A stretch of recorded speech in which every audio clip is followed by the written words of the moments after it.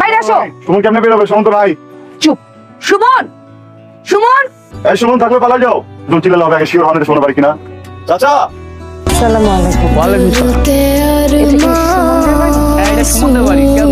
আমি সুমনের দাদা, তুমি আমারই বলতে পারো।